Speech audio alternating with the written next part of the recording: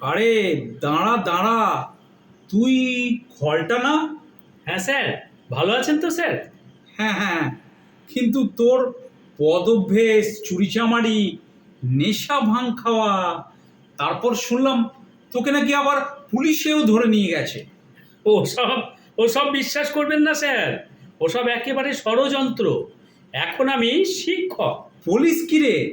সাপ চড়ে যার রা বেরোতো না, সব বিষয়ে গোল্লা পেতিস, তুই আবার শিক্ষক? স্যার, সবার দিন সমান যায় না স্যার। কালিদাসও প্রথম জীবনে মূর্খ ছিলেন, পরে হলেন মহাকবি। সেরকম আমি, মানে ঘোলটু, আজ স্কুলের হেডমাস্টার। পুলিশ কি রে? মাস্টার নোস, একেবারে হেডমাস্টার? হ্যাঁ রে, তুই যে অ আ ক খ নামতা কিছুই জানতিস না, তুই কেমন করে? ওসব লাইন আছে স্যার, এখন ডিজিটালের যুগ স্যার। তুই এসএসসিতে পাস করেছিলি বাবা? কিছু লিখতে পেরেছিলি? ওসব লেখা জোকার হ্যাপা নেই স্যার, পুরো সাদা খাতা জমা দিতে হবে। যা লেখা লিখবে রোবট, একেবারে ছয়ে ছক্কা স্যার। রোবট? সেটা আবার কি রে? চাকরি পেতে হলে রোবট ভাড়া করতে হবে স্যার। যন্ত্র দানব, জীবনের নামটা স্যার। এমনি এমনি মুখস্থ হবে না, বুঝলেন না স্যার? রোবট? রোবট মানে তো যন্ত্রদানব। তা ভাড়া কেমন রে? প্রায় 15, হাই 25, ওর উপরে বকশিস। 15, 25?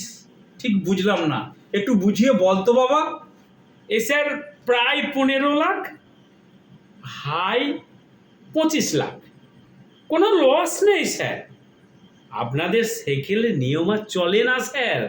হ্যাঁ রে ঘোলটু, আমার নাতিটা তো এমএ পাস করে ফ্যা ফ্যা করে ঘুরে বেড়াচ্ছে।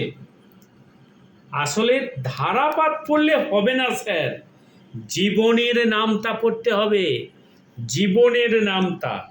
তা সে নামতার বই কোথা পাবো?